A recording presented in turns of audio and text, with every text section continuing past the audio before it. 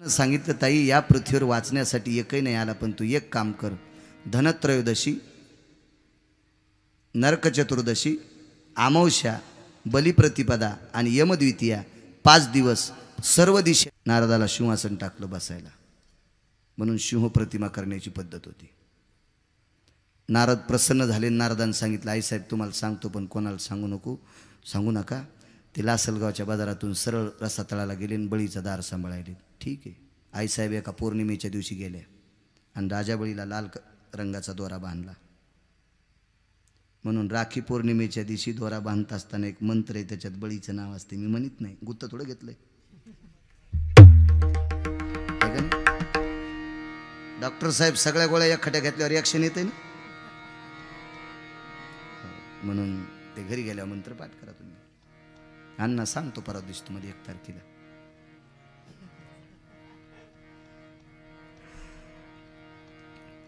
बळीला राखी बांधली स्वामीजी. ही झाली बहीण. कोण? रुक्मिणी आई साहेब थोरे साहेब. बहीण झाल्या महाराज इथे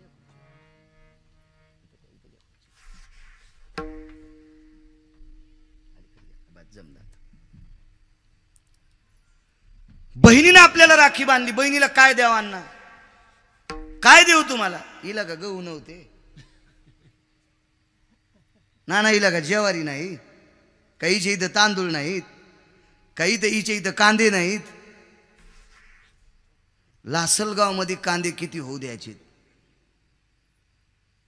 का नाही होऊ द्यायचे? जिच्या हातात आहे तिला लक्ष्मी म्हणतात. तिला काय करायचं? पैशाचं काय? सारीची गरज होय तिला?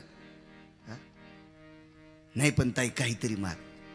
काय नाही दादा, त्या दारातलं ते पोरग ते वॉचमन आहे. असू दे वॉचमन, पण बरं आहे तेच नाही. ती म्हणली तू यासाठी वॉचमन आहे पण मालक आहे ना.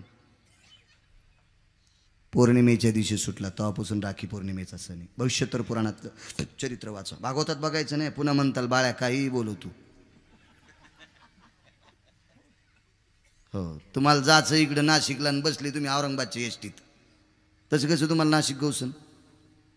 भविष्योत्तर पुराणातलं चरित्र बघा. राखी पौर्णिमा मी काल बोलून गेलो. त्वष्ट्याला मारलं इंद्राने. ब्रह्महत्येचं पातक लागलं. कमळाच्या देठामध्ये बसला. त्याच्यावर कमळाचं फुल लक्ष्मीचं अधिष्ठान. हो, इंद्रानं बहीण मानलं. ती पौर्णिमा तीच होती, म्हणून राखी पौर्णिमेचा सण आपल्याकडे आला. आपल्याकडे राखी पौर्णिमेचा सण एकच आहे. बहिणीनं राखी बांधा आणि त्याचा 2-4 हजाराला मुर्दा पाडावा. त्यानं नाही चांगली साडी घेतली की मेल्याचं माझ्यासाठी चट जळालं, तिनं असं म्हणावं. असं नाही मंजुळा. राखी पौर्णिमेचा सण याच्यासाठी नसतो. त्याच्या पाठीमागं फार तत्व आहे. काही ठेवलं पाहिजे पाठीमागं. आपण कोण्या याच्यातली माणसं आहोत, काही बघितलं पाहिजे. काय नसतं आपल्याकडे. एक जणाला विचारलं मला, महाराज दिवे काऊन लावते दिवाळीला? म्हणलं का मला माहीत होतं ते उपेक्षात्मक बुद्धीने विचारायला. त्याला जर माहिती करून घेण्यासाठी विचारलं असतं ना गव्हाणे साहेब, तर त्याला पटकन सांगितलं असतं. माझ्या काय गोळ्या थोड्याच संपलेल्या आहेत. पण त्याला दाखवायचं होतं मी किती हुशार आहे. म्हणलं काय आपल्याला काय नाही. तुम्हाला माहीत नाही महाराज काय झालंय, अति थंडी वाढली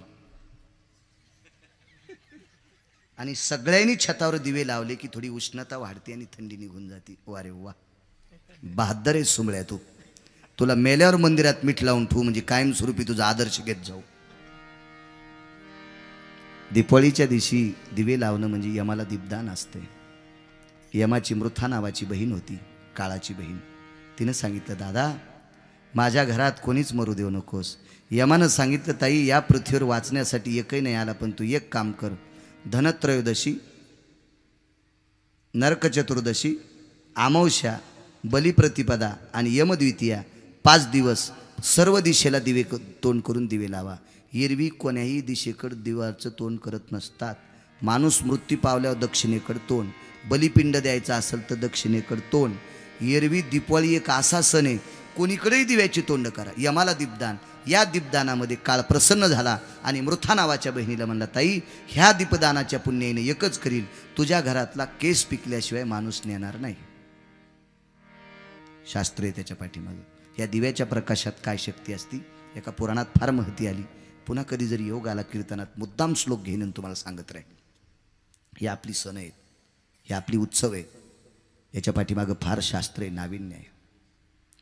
इकडे लक्ष्मीने भगवंताला सोडलं, वामनांचं प्रकट झालं, परशुरामांचा अवतार, निक्षत्री पृथ्वी केली. सहस्रार्जुन नावाचा एक व्यक्ती बलाढ्यशाली होता, थोडा उन्मत्त झाला. परशुराम प्रगट झाले. परशुराम हे माता रेणुकीचे पुत्र होते. परशुराम हे जमदग्नीचे पुत्र होते. 5 लोक अत्यंत स्वामीजी रागीट होते. आपल्या संस्कृतीत 5 महाराज इतके रागीट होते, त्याच्यापैकी एक जमदग्नी होते. म्हणून जमदग्नी गोत्राच्या पोराला पोरगी देत नाहीत. ज्याचं गोत्र जमदग्नी आहे का त्याला शक्यतो देत नाहीत. हो, जमदग्नी गोत्राच्याला देत नाहीत मुली. हो, जावयाची कन्या रास शक्यतो नसावा. आता ज्याच्या कन्या राशीवाल्याचे झाले त्याचे असू द्या आता, पण बायडाट्यावर ज्याची कन्या राशी त्यानं पटकन खोडून टाका उद्याच. ज्याची कन्या रास आहे का त्यानं ती खोडून टाकायची आणि दुसरे घालायची तिथं रास.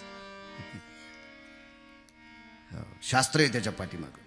वैकुंठवासी माधव महाराज मगर सांगायचे कन्या राशीचा पोप. फार विद्वान होते मगर महाराज. हो, या महाराष्ट्राच्या मातीतला पौराणिक क्षेत्रातला बादशाह. तितकं पुराण पाठ असणारा या महाराष्ट्रात आतापर्यंत कोणी जन्माला आलाच नाही. मी जिवंत आहे तोपर्यंत येणार नाही. काही ना अहंकाराचे पदाचे गंडलं चिटकून घेतले असतील बाबा, तो भाग सोडून द्या. पण माधव महाराज मगरच होते. गाथा नवनीत बघा, भाराचं गणित त्याच्यात आहे. काय टोक येते, काय विद्वत्ता असेल ती, काय नावी. एकही शब्द कीर्तनात पुराव्याशिवाय बोलायचा नाही, त्याचं नाव कीर्तन. चांगली त्या काळातली विद्वान शंका त्यांना विचारित होते. पण आपल्या भारत देशात, आपल्या महाराष्ट्राच्या मातीमध्ये चांगली माणसं गेल्यावर मग आठवतात आपल्याला. काल एका माऊलीचं वाक्य मी ऐकलं. ज्याने अनाथाच्या लेकरांना सांभाळलं त्या माऊलीनं. त्या माऊलीचं एक वाक्य मरणोत्तर लक्षात आलं. मला कर्नाटकमध्ये पुस्तकात माझा पाठ घेतला, पण महाराष्ट्रातल्या लोकांनी घेतलाच नाही. आपल्या महाराष्ट्रात मेल्यावर त्याला काही पण देतात, जिवंतपणी देत नाहीत.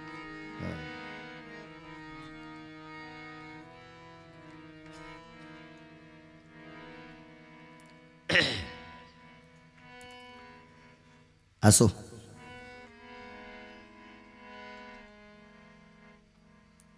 रेणुकेचे पुत्र. काय जमदग्नीचा राग, माशाचा संसार पाहिला पत्नीनं. मुलाला सांगितले हिच्या पदरात पाणी येत नाही, टाक कापून. डोकंच उडवलं. यज्ञात डोकं दग्ध झालं. मुलगा प्रसन्न झाला. बाबा विचारलं जमदग्नीनं काय पाहिजे. माझी आई मला परत पाहिजे. डोकं लावलं एका स्त्रीचं. रेणुका पुराण वाचा, लक्षात येईल तुमच्या. आज 51 पीठापैकी रेणुकेचे जेवढे पीठ आहेत तेवढे पीठ इथून वरीच येतं, खालचं शरीर नाही. 19 ठिकाणी मुक्काम झाला. शेवटचा मुक्काम तिथं झाला. तिथं रेणुकेचं अधिष्ठान झालं. अंत्यविधी तिथं झाला. रेणुकेनं सांगितलं, बडाग्नी दिल्याच्या नंतर मी 3 आवाज देईल. 3 आवाज दीर्घ असतील. 3 आवाज संपेपर्यंत मागं बघायचं नाही. पहिला आवाज आला परशुराम. वेगाच सांगतोय, वेगाच सांगतोय, अपभ्रंश नको, वेगाच सांगतोय. पुन्हा कधी योग आला तर बघू.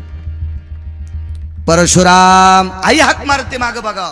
पाठीमागं बघितलं तर प्रेतातून फक्त डोकं चोरी आलतं. जगात जिथं जिथं रेणुकेचे अधिष्ठान आहे तिथं फक्त डोक्याचीच पूजा, शरीराची नाही. तू आदी माया जगदंबा भवानी कुलस्वामिनी अंबा. माया जगदंबा भवानी कुलस्वामी अंबा. तू आदी माया जगदंबा भवानी कुलस्वामिनी अंबा. आदि माया जगदंबा भवानी कुलस्वामी अंबा. भवानी कुलस्वामिनी अंबा. भवानी कुलस्वामिनी अंबा. भवानी कुलस्वामिनी अंबा. भवानी कुलस्वामिनी अंबा. तू आदि माया जगदंबा भवानी कुलस्वामिनी अंबा. तू आदि माया जगदंबा भवानी कुलस्वामी अंबा. बोल भवानी माता की. आदिशक्तीचा अधिष्ठान. त्या रेणुके मातेच्या पोटी परशुरामांचा जन्म. सर्वांना कथा भागण्यात येते. श्रीमन महा भागवते पुराणे परशुराम जन्म प्रसंगो कथा स्थित अध्याय हरे नमः. 7वा अवतार भगवान प्रभू रामचंद्राचा. भांडक आणि शृंग नावाचे साधू यांच्या हाती एक पुत्र कामिष्ठी यज्ञ केला. राजाचा पुत्र दशरथ. दशरथाला 702 पत्न्या. एका लग्नाकरता दशरथ राजा गेले. त्या लग्नामध्ये लग्न लावलं आणि नवरीच्या सानिध्यात उभी असलेली एक सुंदर मुलगी राजा दशरथाला आवडली. ती आविद्या होती. तिचं नाव होतं कैकेयी. राजा दशरथाला 700 पत्न्या. त्याच्यानंतर साध्वी आणि सद्विद्या केली. साध्वी कौशल्या आणि सद्विद्या सुमित्रा आणि आविद्या कैकेयी. सुंदरपणाचा अभिमान मनी. इतकंच बघायचं आपल्याला. अति सुंदर आहे म्हणून केली. मी कधी सांगतो आपल्या देशात देखाव्याला किंमत नाही, कर्तव्याला किंमत आहे.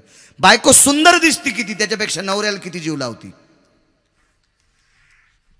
ती इतकी सुंदर आहे की घरात लाईट लावायचं काम नाही, इतकी सुंदर आहे. पण पपेश बापाला म्हणली पिठलं चपाती तुम्हीच करा आणि मला वाढा. काय करायचे अन्न. नदीचं पात्र किती मोठं आहे त्याच्यापेक्षा पाणी किती आहे. जमीन किती आहे त्याच्यापेक्षा उत्पन्न किती आहे. मंदिर किती मोठे आहे मूर्ती कोणाची आहे सांग. झाड किती मोठे आहे आंबे किती लागले ते सांग. कर्तव्याला किंमत आहे, देखाव्याला किंमत नाही आपल्याकडे. माळी किती गळ्यात घातल्यास त्याच्यापेक्षा आचरण किती चांगलं आहे ते सांग. माळी तर नाटकातली माणसं पण घालतात. एके दिवशी बोलून गेलो तुम्हाला. जो नाटकात महाराज होता तेच कोंबडीच्या अंड्याची ॲडव्हर्टाईज करतो इकडे येऊन. नाटकात त्यानं महाराजाचं पार्ट घेतलंय आणि त्यानंच कोंबड्याच्या अंडीची ॲडव्हर्टाईज करावं. हे नाटक असते. परमार्थात नाटक जमत नाही. कधी कधी नाटकात बी नाटक जमत नाही. एके दिवशी बोलून गेलो. आमच्या इथला एक माणूस नाटकात मारुती झाला. स्वामीजी त्यानं नाटकात मारुतीचं पार्ट घेतलं. आधी 113 किलो वजन होतं. बायकोची लाल साडी फाडी, अर्ध्या फाडीची लंगोटी, साडीची लंगोटी आणि अर्ध्या साडीची शेपूट. काय अण्णा नाटक रंगलं. नाटक रंगात आलं. पोरग स्टेजवर पळत गेलं. बाबा मला दुसरा मुलगा झाला, आईचं शिजर झालं, नाशिकला नेले 50,000 पाहिजे. घेतली मारुतीची शेपूट उपसून. मारुत्या दवाखान्यात नाशिकला 50,000 घेऊन. अहो नाटकात नाटक जमत नाही डॉक्टर साहेब. नाना तर परमार्थात नाटक जमन का. परमार्थात ज्यानं नाटक केलं त्याच्यात लावण्याच हाणतंय. हिला नाही नाटक जमत. कारण का जमत नाही. त्यानं प्रत्येकाजवळ 2 माणसं ठुलेत. नाटकी असो कोणी असो. चित्रंगुप्ता भय व्याप्तेना कर्तव्याति भय अनिष्ट कर्मो नष्ट कर्म भय जायन्ते. चित्रं गुप्तं भय जायन्ते. चित्रं गुप्तं भय जायन्ते. चित्रं गुप्तं भय जायन्ते. चित्र आणि गुप्त त्यानं बिनपगारीची माणसं ठुले. अंधारात होते उजेडात होते पुण्य. अंधारात पाप. तू उजेडात कर अंधारात कर कुठेही कर. हे लिहाल बसले. हा मुद्दा आठवला. माणसाने दिवसा असं काम करावा. माणसाने दिवसभर असं काम करावा. ते काम केल्याच्या नंतर संध्याकाळी नाना आनंदानं झोप लागावा. असे काम करायचे. माणसानं रात्री असे काम करायचे, असे काम करायचे की दिवसा कोणाच्या पुढे गेलं की तोंड लपवायचं काम नाही पडलं पाहिजे. दिवसा असे बेकार काम करायला येशी लावली चौकून तरी झोप येईन. रातच्या इतके बेकार काम करायला की कोणाला तोंड दाखव वाटन.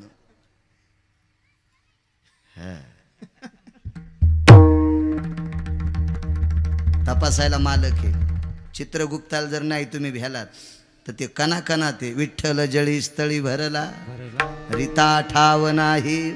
आज मी दृष्टीने पाहिला विठ्ठलच विठ्ठल सर्वत्र व्यापत आहे तो देव. यज्ञ केला. यज्ञ नारायण प्रसन्न झाले, प्रगट झाले. पूर्ण पिंडाचे माझे मारुती राय. पवन असोत हनुमान महाराज की राम लक्ष्मण भरत शत्रुघ्न हे पुत्र. चैत्र महिना आहे, त्या मासातली नवमी आहे, दुपारचा दिवस आहे, सूर्य माध्यानी आहे. दोन प्रहरी काग सखे सूर्य थांबला, दोन प्रहरी काग सखे सूर्य थांबला. राम जन्मला ग सखे राम जन्मला, राम जन्मला ग सखे राम जन्मला. हो राम जन्मला ग टाळी टाळी राम जन्मला, हातावरी करा. राम जन्मला ग सखे राम जन्मला. दोन प्रहरी काग सखे सूर्य थांबला, दोन प्रहरी काग सखे सूर्य थांबला. राम जन्मला ग सखे राम जन्मला. हो राम टाळी टाळी सखे राम जन्मला. हो राम जन्मला ग सखे राम जन्मला, राम जन्मला ग सखे राम जन्मला. राम जन्मला, राम जन्मला. प्रभु रामचंद्र भगवान की जय. रामप्रभूच्या जीवनात अनिष्ट ठरली एक आई. खूप विस्तारपूर्वक जन्मप्रसंग. कैकेयी इतक्या नालायक स्त्रीची कन्या होती. आईनं आपल्या मुलीला चांगले संस्कार लावायचे. याच्या अलीकडचं वाक्य सांगतो, आईनं चांगलं वागायचं म्हणजे मुलगी चांगलं वागत असती. वडील जे जे करीती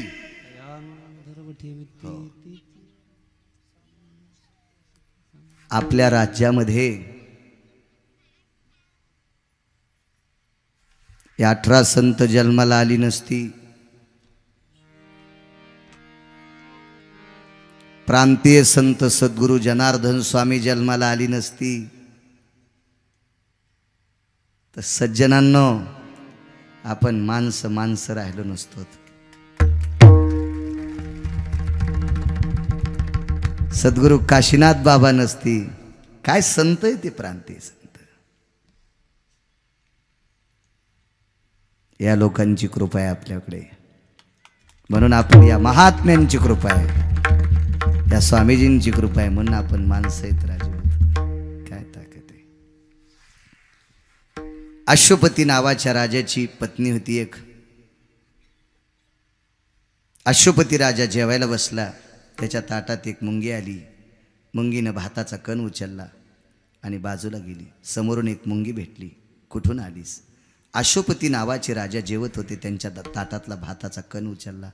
तर समोरून येणारी मुंगी त्या मुंगीला म्हणली, तू मूर्ख आहेस. अश्वपती राजा सार्वभौम राजा आहे, एवढ्या मोठ्या राजाच्या ताटातला भात तू उष्टा का केलास?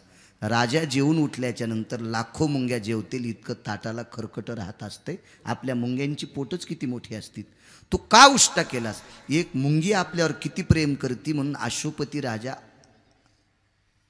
हसला. पण बायको समोर बसलेली होती. तुम्ही का हसलात? त्याचं कारण सांगतो. अश्वपती राजाला कीटकाची, प्राण्याची, मुंग्याची भाषा डिके नाना कळत होती, पण त्याचा अर्थ दुसऱ्याला सांगितला की तो स्वामीजी मरत होता. थोरे साहेब बायकोने विचारलं, तुम्ही कशामुळंच हसलात? डॉक्टर साहेब तर ते म्हणले, सहजच. सहज कस काय? उग कस काय? सहजच. सांगात कशा करता हसलात? अरे मी मरण. ती म्हणली 10 बाऱ्या मरा,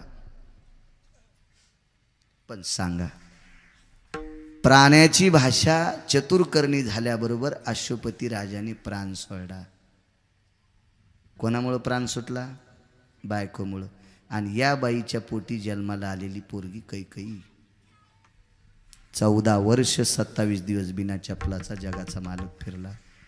एका घरातली बाई जर अधिकारी जन्माला आली तर त्या घराचं तेज सूर्यचंद्र येतोपर्यंत ते घर चमकत राहते. इतकी तुमची ताकद आहे. या देशाचं सर्वात मोठं जडवड रत्न काय असेल? माझ्या देशातली स्त्री आहे. इतक्या मोठ्या आहात तुम्ही, इतक्या मोठ्या. भगवान प्रभू रामचंद्र इति श्रीमन्महाभागवते पुराणे सूर्यवंशास्थितभयजायते नृणानां भवाध्याय हरये नमः। पुढे चंद्रवंश। चंद्राला 27 पत्न्या,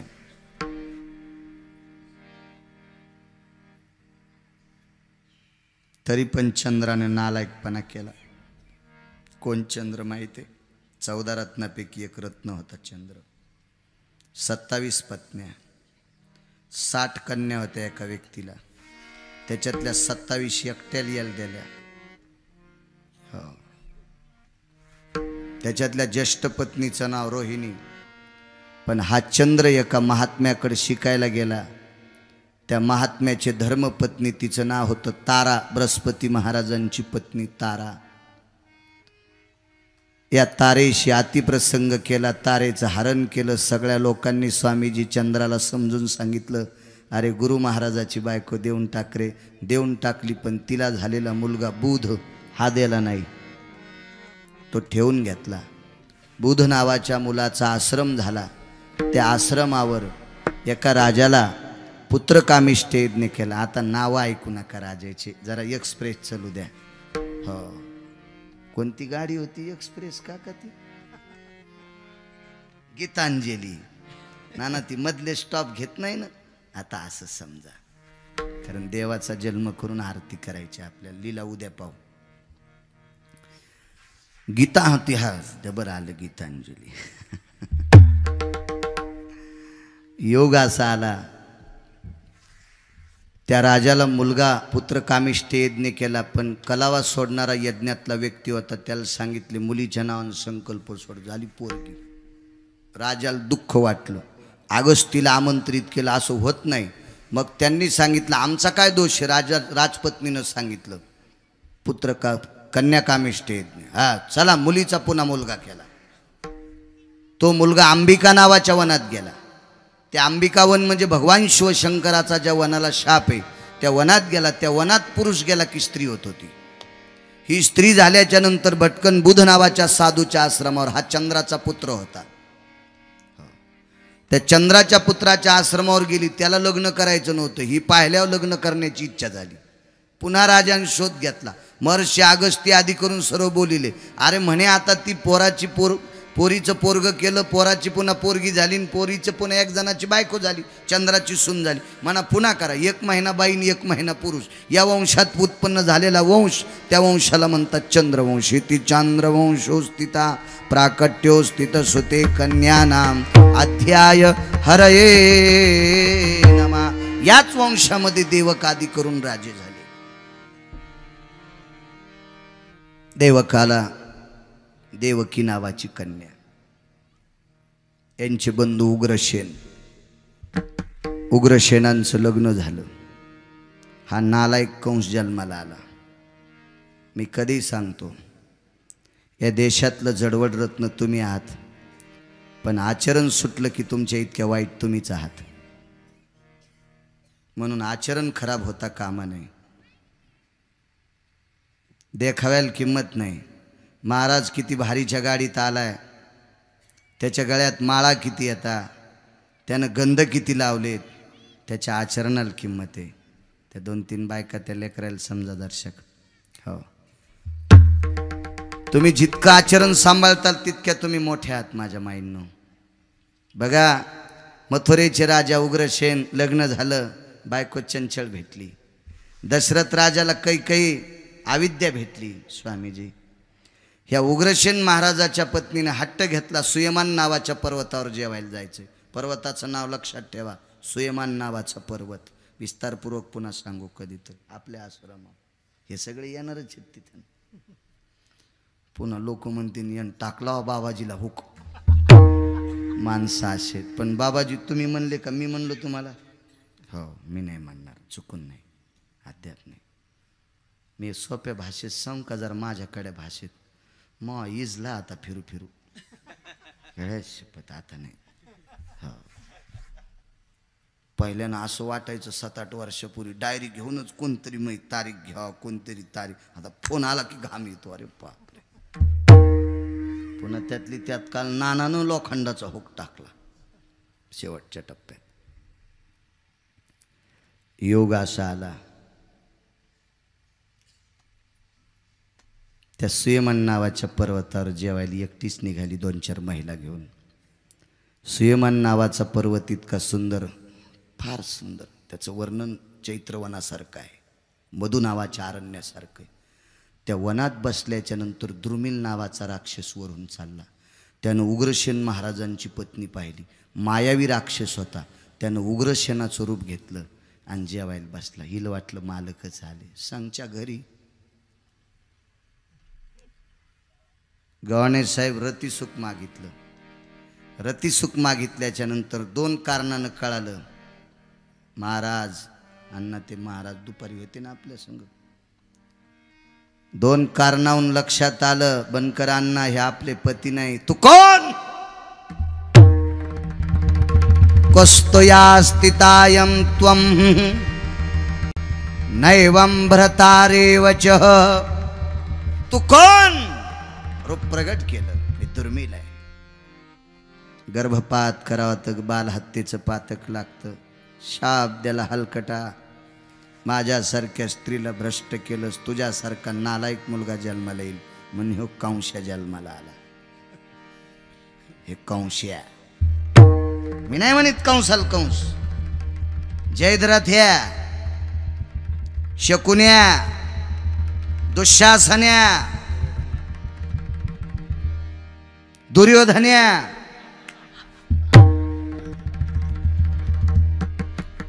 मोठी भाऊजाई आई समान असते. आई समान भाऊजाईला नानाजानं मांडीवर घेतलं ते हलकट दुर्योधन्या.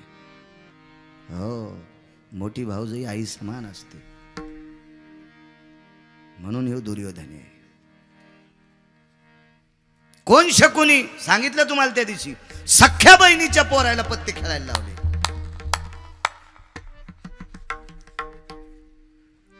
भगवान कृष्ण परमात्म्याने कौरव मारलेच नाही, कौरव शकुनीनच मारले.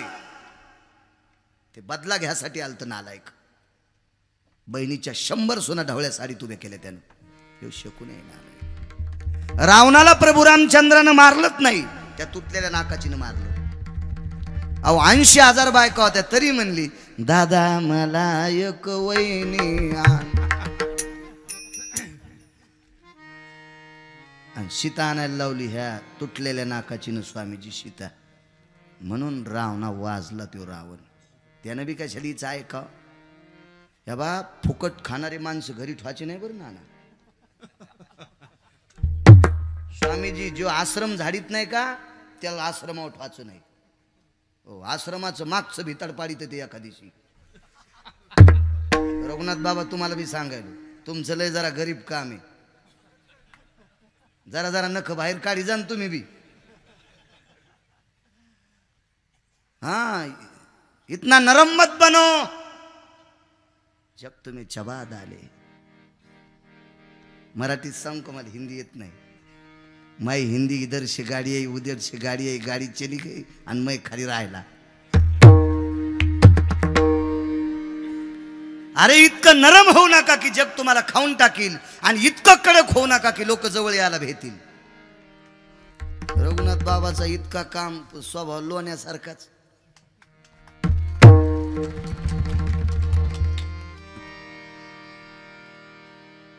स्वामीजी फुकट खाणारे माणसं जवळ सांभाळले की पत्राच्या वाशे नाले मोजितेत, झोपड्याचे वाशे मोजितेत. जिनच्या पॅन्टीवाल्याला वाशे कळत नसते. उग हो म्हणून ऐका. आमची ती एक पाहुणा आला, मसड येईल ती आमची, आणि त्याला दुधाचा आणि दह्याचा लय नाद. नेमकीच कापसा, आमचे कापसा अशी एवढा मला कापूस असतो भरपूर चांगला, असा गुडघ्या इतका कापूस होता. फवारी झाली, मस्त वातावरण चांगलं, फकडी नाही, काय नाही, मवा नाही, तुडतुडी नाही, काय नाही, पांढरी माशी नाही. आमच्या घरचे म्हणले पाहुणा 6 दिवस झालं जायच ना. मी म्हणलं उद्या जातोय. मी म्हणलं काय चाललं पाहुणे राव? काय नाही आता बाबा मसड आटूस तर नाही जात. अवघडच काम आहे. मसड आटूस सर, मसड तर आता 17-18 महिने दूध देईन ना ती. आणि तो किंवा सुंब्या कौरक आपल्या इथं. होय मोहन,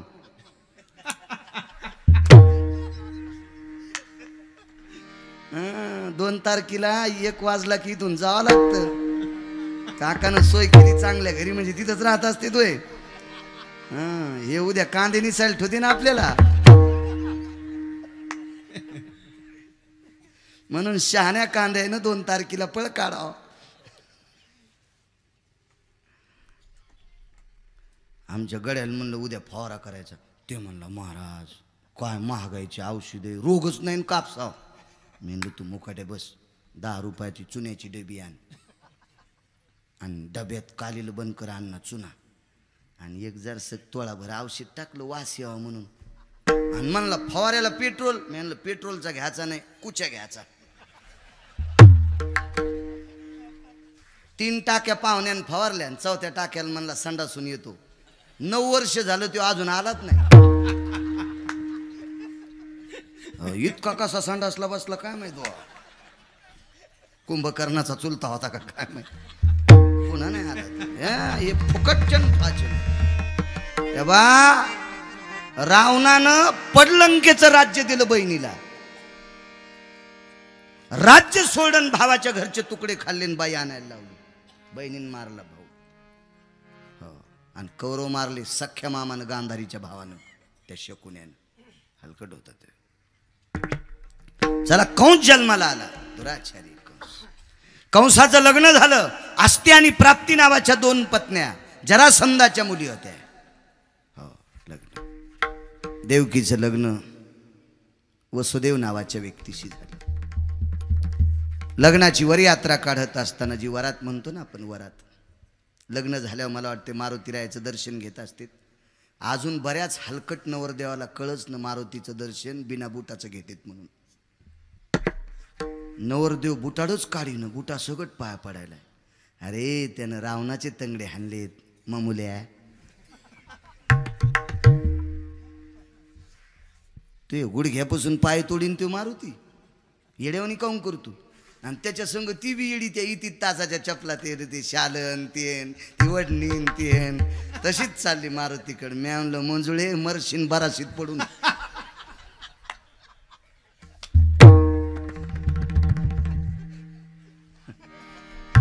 हो ना, याला अक्कल नाही. तुला तर अक्कल असं चप्पल काढ ना बाहेर.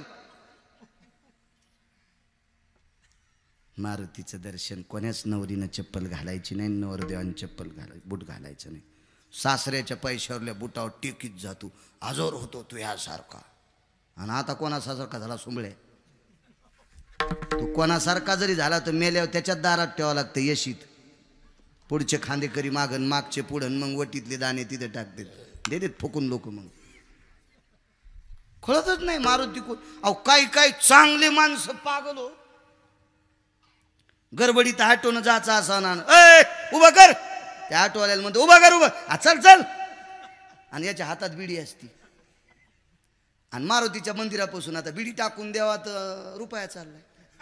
बिडी अशी मागून धरी तू जय मारुती राय. अरे ज्यानं रावणाच्या मिशा जाळल्या तो धोतर मागून जळण सुंबळ्या.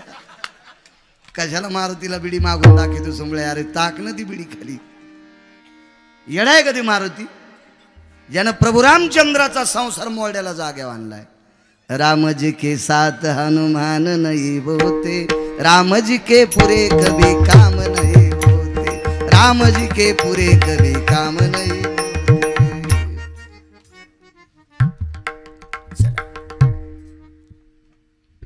इकडे त्या लग्नामध्ये आकाशवाणी झाली. हिच्या पोटी जन्माला 8वा बालक तुझा शत्रू. सर्वांना कथा बघण्यात येते. फारच ऐकायचं असेल तर 2 तारखेला काल्याचं कीर्तन आहे. आणि काल्याच्या कीर्तनासाठी दुपारी 10 ते 12 काल आहे. तुम्ही म्हणताला आता इथं शिवाजी काकानं जागा काय केली असेल. ही सगळी जागा झाकून निघणार आहे. मंडप होणार आहे. सावली होणार आहे. उन्हात कशी बसवायचे तुम्हाला. हो तुम्ही उन्हात मी कसा इथं राहीन. तुम्ही सावलीत मी पण सावलीत. सुंदर मंडप होणार आहे. काल्याचं कीर्तन सोडायचं नाही कोणी. चिंतन कृष्णाचं सांगायला बाळू आहे काला. मग काला पप्याची माय ऐकायची नाही. तुम्ही कशी ऐकते. बरेच लोक म्हणते काल्याला मी आहे. ह्या मोहा काला आहे. तो हा काला कसा. तो हा सारा कालवाच झालाय. आमचा कालवा कोण ऐकायला. काला कृष्णाचा आहे. सांगायला बाळू आहे गिरगावचा. घेऊन या खटगे माराय धावला, हात धरला, पुरुषार्थ होता वसुदेवाकडे. कशी बायको मरू द्यावा, अक्षदा पडल्यात आपल्या तिच्यासोबत, अंतरपट सुटलाय. नका म्हणजे मग बंदी शाळेत टाकलं. मुलगा झाला पहिला, आनंद उत्सव साजरा केला देवकीला पहिला मुलगा झाल्या. पण तिथं 6व्या क्रमांकाचे स्वामीजी संन्याशी पोचले. त्या संन्याशाचं नाव देवर्षी नारद. आणि नारदानं सांगितलं, कंसा कसले पेढे येतं, मला भाचा झाला, मी मामा झालो. नारद हसले. तर कंस म्हणला, तुम्ही कसं काय हसले? नारदा, अरे शत्रू जन्माला आल्यावर कुठं आनंद उत्सव साजरा करीत असते. तर कंस म्हणला, देवकीला 8वा मुलगा झाल्यावर मला मारणार आहे. तर नारद किती हुशार होते पहा. नारद म्हणले, कंसा 8 मुलं देवकीला झाले, तर लहान्यापासून जर एक धरलं तर पहिला 8वा, आणि पहिल्याला एक धरलं तर 8वा. मग कोणी कोण मोजते त्याचा मेळच नाही ना. हे कंश पळाला, धरलं पायाला की आपटीलच. पुण्य सारावया भेटे देवरूसे. नारद प्रगट झाले, याचं पाप वाढवायचं होतं. चला, एक जणाने विचारलं, संन्याशानं असं सांगावं का? स्वामीजी, त्या संन्याशाचा दोष नव्हता, हे देवकीचं पाप होतं एका जन्मातलं. देवाची आई असेल तरी एका जन्मात 6व्या जन्मात पाप केलं, म्हणून तिचे 6 लेकर मरणार होते. 6ही मार काय पाप केलं? पुन्हा कधी योग आला माफ करा. प्रारब्ध क्रियमान संचिताचा भोग, भोगिल्याची भोग तो न सुटे. पुन्हा जर कधी योग आला तर मुद्दाम हाच अभंग घेईल आणि देवकीचं चरित्र सांगेल, काय पाप होतं मागचं. हो.